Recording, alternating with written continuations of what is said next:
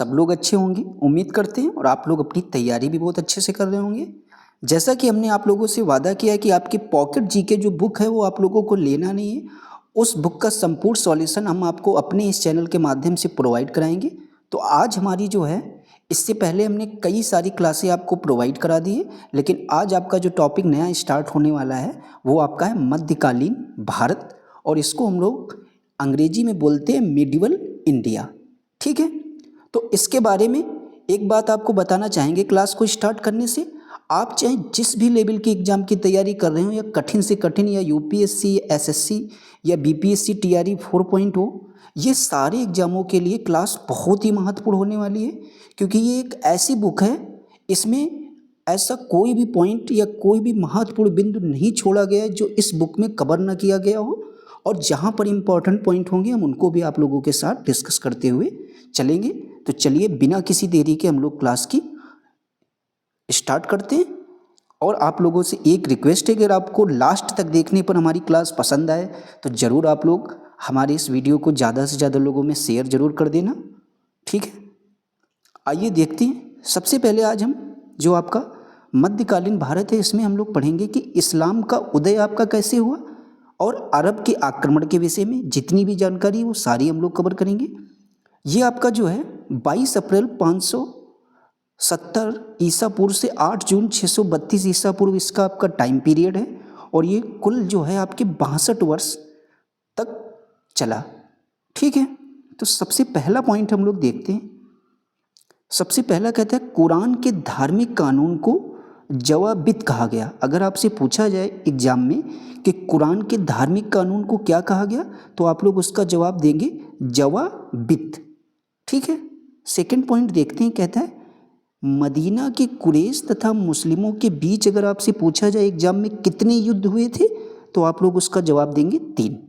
ठीक है, आप लोग कॉपी पेन लेकर जरूर बैठिए, जो इंपॉर्टेंट पॉइंट है उनको आप लोग जरूर लिखते हुए चलिए, और कोशिश करेंगे हम आपको चीज़ें क्लास में ही याद हो जाएं। उसके बाद कहता है कौन कौन से युद्ध हुए थे ये भी पूछा जा सकता है। तो सबसे पहला युद्ध था आपका जंगे बदर, जो आपका मार्च अप्रैल 624 ईसा में हुआ था। इसके अलावा जंगे उहद, ये आपके मार्च 625 ईसा पूर्व में हुआ। इसके बाद जंगे खंदक, ये आपके मार्च अप्रैल 627 ईसा में हुआ। ठीक है, ये तीनों युद्ध के बारे में आप समझ गए हैं। आगे देखते हैं।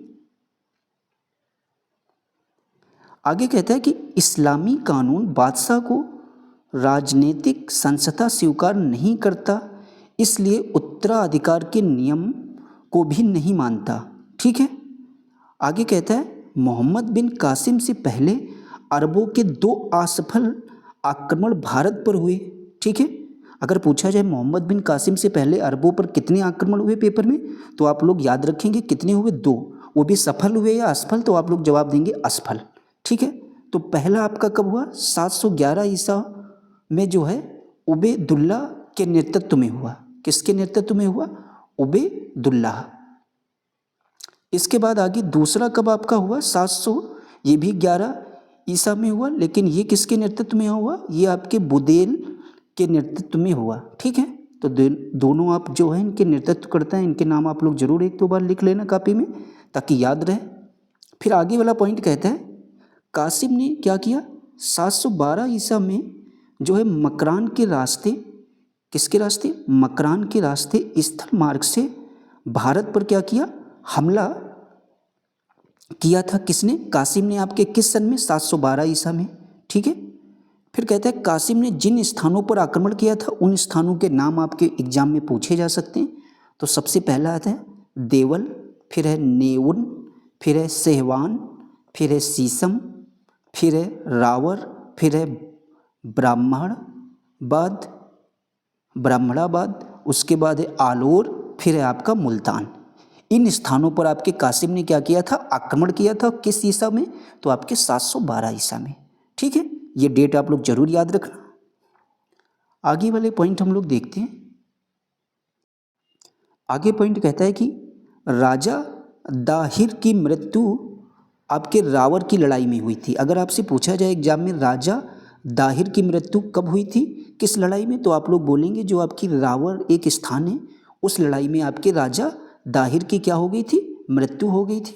आगे कहता है कासिम ने दाहिर की पुत्रियों, जो आपके राजा थे दाहिर, उनकी जो पुत्रियां थी कौन सी, सूरी देवी तथा परमिल देवी को ब्राह्मणाबाद से पकड़ा था। कहाँ से पकड़ा था, तो ये आपके ब्राह्मणाबाद एक स्थान है, वहाँ से उनकी पुत्रियों को क्या कर रहा था, पकड़ा था। ठीक है, आगे वाला पॉइंट कहता है कि बजहरा सीसम के जाटों का सेनापति था। अगर आपसे पूछा जाए एग्जाम में बजहरा क्या है, तो आप लोग बोलेंगे ये सीसम के जाटों का क्या था, सेनापति था। वह कासिम के सीसम पर आक्रमण के समय मारा गया था। ठीक है, आगे वाला पॉइंट कहता है मोहम्मद बिन कासिम तथा खलीफा वलीद की मृत्यु कब हुई, ये पेपर में पूछा जा सकता है, इंपॉर्टेंट पॉइंट है। ठीक है, ठीक है, तो कहता है मोहम्मद बिन कासिम तथा जो आपके खलीफा वलीद जो है, इनकी मृत्यु आपके 714 ईसा में हुई। आगे देखते हैं, कहता है कि वलीद के बाद सुलेमान खलीफा बना। अगर आपसे पूछा जाए वलीद के बाद आपका जो है खलीफा कौन बना, तो आप लोग बोलेंगे सुलेमान, जो आपका क्या था, चालुक्य शासक पुलकेशी राज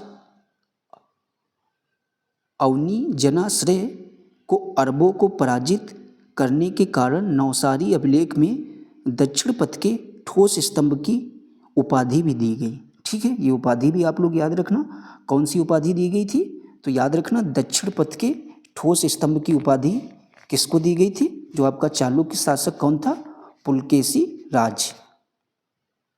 आगे देखते हैं, जजिया कर इंपॉर्टेंट है।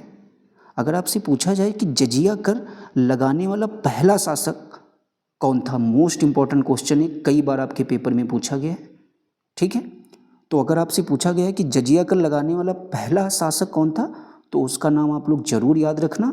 एक बार अपना नाम भूल जाना, मोहम्मद बिन कासिम पहला शासक था जिसने आपके जजिया कर लगाया था।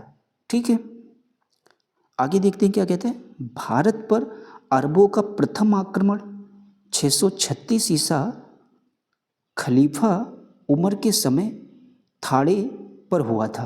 कहाँ पर हुआ था, थाड़े पर हुआ था। किस सन में, 636 ईसा में, और कहाँ पर, खलीफा उमर के समय में, और किस स्थान पर, थाड़े। ठीक है, तो याद रखना भारत पर अरबों का प्रथम आक्रमण कब हुआ था, ये इंपॉर्टेंट है, 636 ईसा में, खलीफा उमर के समय, और कहाँ पर, थाड़े में।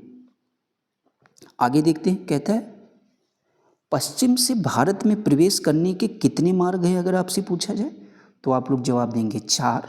कौन कौन से समझते हैं। कहता है कि हैबर की घाटी, फिर कहता है बोलन की घाटी, फिर आपकी एक मकरान तट से, फिर आपका है जलमार्ग से। ये आपके 4 रास्ते हैं जो पश्चिम से भारत में प्रवेश करने के मार्ग हैं आपके, कितने, 4। आप लोग समझ गए कौन सा है, पहला हैबर की घाटी, दूसरा बोलन की घाटी, फिर मकरान तट से, फिर आपके जलमार्ग से। आगे देखते हैं, कहता है कि सर विलियम म्योर के अनुसार सिंध विजय ने इस्लामी नीतियों में एक नए युग का प्रारंभ किया। ऐसा किसके अनुसार है, ये आपके सर विलियम म्योर के अनुसार है। ठीक है, आगे देखते हैं आपके गिबन के अनुसार क्या है। तो गिबन के अनुसार क्या है, उनके अनुसार है हजरत मोहम्मद साऊ ने एक हाथ में तलवार तथा दूसरे हाथ में कुरान लेकर इस्लाम का प्रचार किया था। ठीक है, ये भी आप दोनों के अनुसार याद रखना। आगे देखते हैं, कहता है कि सुलेमान 9वीं सदी के भारत आगमन के समय प्रतिहार शासक मिहिर भोज व पाल शासक धर्मपाल तथा देवपाल, ठीक है, प्रतिहार शासक आपके कौन थे, मिहिर भोज, व पाल शासक आपके कौन, धर्मपाल और देवपाल। फिर कहता है अल अलम सूदी के भारत आगमन के समय क्या था, प्रतिहार शासक आपके कौन थे, ये दोनों याद रखना। सुलेमान के समय कौन था, सुलेमान जब आपके भारत आया था तब उस समय प्रतिहार शासक आपके मिहिर भोज, और पाल शासक पूछा जाए कौन था एग्जाम में, तो धर्मपाल और देवपाल। और जब आपके पूछा जाए अल मसूदी जब आया था आपके भारत के, तब उस समय प्रतिहार शासक आपके महिपाल, व राष्ट्रकूट जो शासक था वो आपका इंद्र तृतीय था। ठीक है, आगे देखते हैं, तुर्की आक्रमण के बारे में समझते हैं। ठीक है, तो आप लोग ऊपर वाली सारी चीज़ें समझ गए होंगे अच्छे से। अब आगे हम लोग समझेंगे तुर्की आक्रमण के बारे में, सारी जानकारी हम लोग कवर करेंगे। तो सबसे पहला पॉइंट आपका है तुर्की आक्रमण में, कहता है गजनी वंश की स्थापना किसने की थी, यही आपसे पेपर में पूछा जा सकता है। तो याद रखना अल्पतगीन ने आपके गजनी वंश की स्थापना की थी। किसने? अल्पतगीन ने। आगे कहता है इसे यामिनी वंश भी कहा जाता है। अगर आपसे पूछा जाए गजनी वंश को और क्या कहा जाता है तो आप लोग उसका जवाब देंगे यामिनी वंश भी कहा जाता है। आगे देखते हैं, कहता है सुबुकत, क्या कहता है? सुबुकतगीन और अल्पतगीन का एक दास था जो बाद में उसका दामाद भी बना। यानी इनका जो एक दास था वो बाद में उनका क्या बना? दामाद बना। वह 977 ईसा में क्या किया? उसने गजनी के सिंहासन पर बैठा। फिर कहता है सुबुकतगीन की मृत्यु आपकी कब हुई? तो 999 ईसा के समय उसके साम्राज्य में अफगानिस्तान, खुरासान तथा बल्ख तथा भारत के पश्चिमोत्तर प्रदेश सम्मिलित थे। फिर कहता है मोहम्मद गजनवी सुबुकतगीन का पुत्र था। ये इंपॉर्टेंट है। कहता है मोहम्मद गजनवी अगर आपसे पूछा जाए किसका पुत्र था तो ये आपके सुबुकतगीन का पुत्र था। वह सुल्तान की पदवी धारण करने वाला प्रथम शासक था। ये पॉइंट इंपॉर्टेंट है। अगर आपसे पूछा जाए सुल्तान की पदवी धारण करने वाला आपका प्रथम शासक कौन था तो ये आपका महमूद गजनवी था, और जो किसका पुत्र था? सुबुकतगीन का। आगे देखते हैं, कहता है बगदाद के खलीफा अल कादिर बिल्लाह ने उसे यमीनुद्दौला तथा अमीन उल मिल्लत की उपाधियाँ दी। ठीक है, जो बगदाद के खलीफा थे अल कादिर बिल्लाह ने उन्हें कौन कौन सी उपाधियाँ दी? इन दोनों उपाधियों के नाम में आप 1 से 2 बार अपनी कापी में लिख लेना ताकि अच्छे से याद हो जाएगा। जब क्वेश्चन आपके पेपर में सामने आएगा तो आप उसको आसानी से कर सकते हैं। ठीक है, सबसे अच्छा तरीका याद करने का यही है कि आप चीज़ों को लिखकर याद करिए। फिर आगे समझते हैं कि महमूद गजनवी, जो आपका महमूद गजनी के आक्रमण के समय भारत की स्थिति कैसी थी, इसके बारे में हम लोग ध्यान से पढ़ेंगे क्योंकि यहाँ से कुछ चीज़ें आपके पेपर में पूछी जा चुकी हैं। तो सबसे पहले मुल्तान की स्थिति अगर पूछा जाए कैसी थी तो वहाँ पर करमाथी सिया फतेह दाऊद, सिंध में आपका अरब, हिंदुकुश में जयपाल, यानी इस स्थान पर किसका शासक था, ऐसी स्थिति के बारे में बात हो रही है। कश्मीर में क्या था? आपके संग्राम राज, जो आपके किस वंश के थे? लोहार वंश के थे। कन्नौज में क्या था? ये आपके राज्यपाल थे, ये आपके किस वंश के थे? ये भी आपके प्रतिहार वंश के थे। बंगाल में था महिपाल प्रथम, जो आपका पाल वंश से संबंधित है। फिर कहता है दक्षिण भारत में किसका था? तो यहाँ पर चोल तथा चालुक्य वंशों का शासन था। फिर दिल्ली में आपके कौन था? तोमर वंश उस टाइम था, जिसके जो मेन वो थे वो कौन थे? आपके थे अनंग पाल। गुजरात में आपके दुर्लभ राज, जो कि आपके चालुक्य वंश से ताल्लुक़ रखते हैं। बुंदेलखंड में आपके चंदेल वंश का शासन था उस टाइम, जब आपका महमूद गजनी जब आपका ये आक्रमण के समय, इसने जब भारत पर आक्रमण किया उस समय किस स्थान पर कौन शासक था, ये चीज़ें आपको पता होनी चाहिए। फिर आगे देखते हैं, कहता है बेहिंद का युद्ध महमूद तथा आनंद पाल के बीच हुआ था। ये पॉइंट जरूर याद रखना। अगर आपसे पूछा जाए बेहिंद का युद्ध किनके किनके बीच हुआ था तो आप लोग बोलेंगे महमूद तथा आनंद पाल के बीच आपके बेहिंद का युद्ध हुआ था। इसमें हुआ क्या था कि महमूद के आक्रमण, कहता है महमूद के आक्रमण के समय हिंदू शाही राज्य की राजधानी उद्भांडपुर थी। ये भी याद रखना। जिस समय इन लोगों के बीच जिस टाइम लड़ाई हुई है तो उस टाइम जो है महमूद के आक्रमण के समय क्या था, हिंदू शाही जो राज्य की राजधानी क्या थी अगर आपसे पूछा जाए तो वो आपकी उद्भांडपुर थी। ठीक है, आगे वाला पॉइंट कहता है महमूद ने संस्कृत लिखे सिक्के जारी किए। ठीक है, अगर आपसे पूछा जाए कि संस्कृत लिखे सिक्के किसने जारी किए एग्जाम में तो आप लोग बोलेंगे महमूद गजनी ने। ठीक है, और ये जो आपके सिक्के थे ये किसके, सोने के थे या चांदी के, तो आप लोग उसका जवाब देंगे ये आपके सिक्के चांदी के थे। आगे देखते हैं, कहता है महमूद ने 1001 ईसा से लेकर 1027 ईसा तक भारत पर कुल 17 आक्रमण किए। ठीक है, महमूद गजनवी से संबंधित आपके पेपर में क्वेश्चन बनते हैं, इसीलिए सारी बातें आप लोग बहुत ही ध्यान से नोट करते हुए चलिए, बहुत ही ध्यान से समझिए। ठीक है, तो कब से कब तक, तो महमूद ने आपके 1001 से और 1027 ईसा तक आपके भारत पर कुल 17 आक्रमण किए थे। कुछ उनमें से प्रमुख आक्रमण हैं जो पूछे जा सकते हैं। तो पहला आक्रमण आपके पंजाब, जहाँ के राजा उस टाइम आपके जयपाल थे। चौथा आक्रमण आपके मुल्तान पर किया 1005 में। फिर कहता है 12वां आक्रमण कन्नौज मथुरा 1018 ईसा में किया।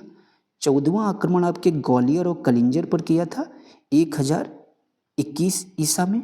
फिर कहता है 15वां आक्रमण आपके गुजरात पर किया था जो कि 1024 ईसा में। 16वां आक्रमण आपके, ये काफ़ी प्रसिद्ध आक्रमण है, सोमनाथ मंदिर वाला। ठीक है, यहाँ पर सोमनाथ मंदिर में अगर पूछा जाए किस भगवान की पूजा की जाती है, ये भी क्वेश्चन पूछा गया है, तो याद रखना आपका यहाँ पर शिव मंदिर है। ठीक है, इससे याद रखना नाथों के नाथ आपके भोलेनाथ, तो सोमनाथ मतलब शिव मंदिर, और यहाँ आपके गुजरात में है। और 16वां आक्रमण महमूद गजनवी ने किया था इस मंदिर पर, वो भी कब, टाइम पीरियड याद रखना 1025 ईसा में। आगे देखते हैं, कहता है 17वां व अंतिम आक्रमण जो इसने कब किया था, सिंध तथा मुल्तान पर किया था, जो कि इसका आखिरी आक्रमण था 1027 ईसा में। फिर कश्मीर में इसने किया 1015 से 1016 ईसा में। ठीक है, आगे देखते हैं महमूद गजनी से संबंधित कुछ महत्वपूर्ण पॉइंट और। कहता है महमूद की सेना में हिंदू भी शामिल थे, ऐसा नहीं सिर्फ मुस्लिम ही शामिल थे, उसकी सेना में आपके हिंदू लोग भी शामिल थे। ठीक है, जो आपके किसते तिलक थे तथा सेवंद राय, ठीक है, ये भी थे जो कि हिंदू सैनिक थे। आगे कहता है महमूद के प्रमुख दरबारी साहित्यकार अलबरूनी से संबंधित आपके पेपर में पूछा गया है। उत्बी, बेहाकी, फिरदौसी, जारी तूसी, उनसुरी, असजदी तथा फारूकी आदि थे। ठीक है, इनमें से आप 1-2 के नाम जरूर याद रखना और 1 से 2 बार इन चीज़ों को लिख लीजिए, क्योंकि एग्जामिनर कुछ भी पूछ सकता है पेपर में। ठीक है, तो आपको सारी चीज़ें पढ़ना है। फिर कहता है भारत में तुर्की राज्य की स्थापना का श्रेय, ये भी इंपॉर्टेंट पॉइंट है, इसको आप लोग टिक जरूर लगा लीजिए, यहाँ से क्वेश्चन जरूर आपको पेपर में देखने को मिलेगा। अगर आपसे पूछा जाए कि भारत में जो आपकी तुर्की राज्य की स्थापना का श्रेय किसे जाता है, तो याद रखना ये आपके मोहम्मद गोरी को दिया जाता है। ठीक है, उसने भारत पर पहला आक्रमण 1175 ईसा में कहाँ पर किया था, ये आपका एक स्थान है मुल्तान पर किया था। आगे देखते हैं, कहता है गौरी का दूसरा आक्रमण 1178 ईसा में गुजरात पर हुआ, पहला मुल्तान पर, दूसरा गुजरात पर। इस बार उसे भीम सेकंड की सेना से हार का मुंह देखना पड़ा। अगर आपसे पूछा जाए गौरी को दूसरे युद्ध में हार मिली है जीत, तो आप लोग जवाब देंगे हार, और किससे, किसकी सेना से, तो भीम सेकंड की सेना से उसे हार का मुंह देखना पड़ा। कहता है इस समय गुजरात पर चालुक्य राजा मूलराज सेकंड का शासन था। गौरी की हत्या अगर पूछी जाए कब हुई, तो 13 मार्च 1206 ईस्वी में को खोखरों ने सिंधु के किनारे दमयक नामक स्थान पर की थी। इनकी अगर पूछा जाए हत्या किसने की, तो खोखरों ने। ठीक है, और किस नदी के किनारे, तो आपकी सिंधु के किनारे। और कौन सा स्थान था, स्थान भी आप लोग याद रखना, दमयक। आगे देखते हैं, कहता है कि गौरी ने भारत पर आक्रमण करने के लिए गौमुल दर्रे से होकर सिंध पहुंचने वाले मार्ग को अपनाया था। अगर पूछा जाए कौन से मार्ग को अपनाया था भारत पर आक्रमण करने के लिए, तो आपका एक गौमुल दर्रा है, वहाँ से होकर सिंध पहुँचने वाले मार्ग को अपनाया था। गौरी की सेना के प्रमुख सेनापति कौन था, खारबक, खरमल, इलाहा, मुकलबा, यालदोज, कुबाचा तथा ऐबक थे। ये आपकी गौरी के सेना के प्रमुख सेनापति थे। फिर कहता है कि तराइन के द्वितीय युद्ध में राजपूत सेना की कमान आपके गोविंद राय और खांडराय तथा बदमसा रावल के हाथों में थी। आगे देखते हैं, कहता है कि 1194 ईस्वी में चंदावर का युद्ध गौरी तथा कन्नौज शासक जयवंत गहलवाल के बीच हुआ, जिसमें आपके जयचंद जो राजा थे उनकी क्या हुई, हार हुई। ये काफ़ी प्रसिद्ध युद्ध है आपका चंदावर का युद्ध, जरूर याद रखना। आगे कहता है इख्तियारुद्दीन बख्तियार खिलजी ऐबक की सेना का एक सरदार था। इसने 1202 ईस्वी के अभियान के दौरान नालंदा तथा विक्रमशिला विश्वविद्यालयों को नष्ट कर दिया था। ठीक है, आगे देखते हैं। कहता है मोहम्मद गौरी के सोने के सिक्कों पर लक्ष्मी तथा नंदी के चित्र थे। ये इंपॉर्टेंट पॉइंट है। अगर आपसे पूछा जाए पेपर में कि मोहम्मद गौरी ने जो सिक्के चलाए थे उस सिक्कों पर किसके चित्र थे, तो आप लोग जरूर याद रखना लक्ष्मी तथा नंदी के चित्र थे। जिसकी उल्टी तरफ, जिसका जो उल्टा वाला पार्ट था उस पर क्या था, उस पर देवनागरी लिपि में मोहम्मद बिन साम अंकित था। क्या अंकित था, मोहम्मद बिन साम। आगे देखते हैं। कहता है गौरी ने 56 ग्रेन वजनी एक अन्य सिक्का दहलीवाल चलाया था। कितने ग्रेन वजनी था, जो कि आपका 56 ग्रेन वजनी एक अन्य सिक्का था जिसको क्या बोलते थे, दहलीवाल चलाया था। फिर आगे कहता है 64 ग्रेन से 66.5 ग्रेन वजन के सोने के सिक्के चलाए जिस पर लक्ष्मी की आकृति थी। फिर क्या हुआ है, कहता है तांबे के सिक्के का वजन आपका 37.5 से लेकर 48 ग्रेन तक था। आगे वाला पॉइंट देखते हैं। कहता है उत्तर भारत पर तुर्कों की विजय का एक महत्वपूर्ण पहलू नगरी क्रांति थी, जिसके मोहम्मद हबीब थे। आगे कहता है कि लाहौर में गजनी वंश का अंतिम शासक खुसरो मलिक तथा गजनी में इस वंश का अंतिम शासक अरसलान था। ठीक है, अंतिम शासक और प्रथम शासक ये पूछे जा सकते हैं, जरूर याद रखना कि गजनी वंश का अंतिम शासक कौन था, तो ये आपका अरसलान था। इसका नाम जरूर आप लोग नोट कर लेना। फिर कहता है कि गौरी पूर्ण रूप से 1203 ईसा में सुल्तान बना। अगर आपसे पूछा जाए मोहम्मद गौरी जो है ये पूर्ण रूप से सुल्तान कब बना, तो आप लोग जरूर डेट याद लिख लेना 1 से 2 बार, 1203 ईसा में। फिर लास्ट पॉइंट कहता है तुर्कों से लगातार पराजित होने पर हरिराज चौहान ने आत्महत्या कर ली। अगर आपसे पूछा जाए किसने क्या किया, अगर आपसे पूछा जाए कि किसने लगातार तुर्कों से पराजित होने के बाद आत्महत्या कर ली, तो याद रखना ये आपके राजा कौन है, हरिराज चौहान ने क्या कर ली थी, आत्महत्या कर ली थी। किस वजह से, तुर्कों से लगातार हार झेलने के बाद।